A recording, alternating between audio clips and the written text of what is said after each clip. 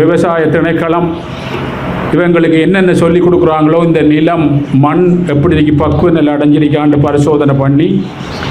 அந்த தண்ணி இருந்து எல்லா பசலையெல்லாம் கொடுத்து அதை வளர்க்க வைக்கிற மாதிரி அந்த குருநாதர் அவர் கொடுத்த அந்த ஆன்ம சக்தியை, அந்த தீட்சையை வளர்க்க வைப்பதற்கு அவர் சில வழிகளை அவங்களுக்கு உபதேசம் பண்ணி குருகுலத்தில் வச்சு அவர் பக்குவப்படுத்தி அந்த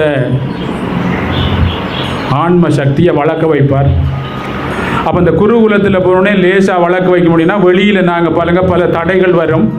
அந்த ஆன்ம சக்தியை விருத்தி அடையக்கூடிய அந்த தன்மை வெளியில் எங்களுக்கு இல்லாதனால தான் அன்று குருகுலத்தில் போய் அதுக்கு பாதுகாப்பார்களிடம்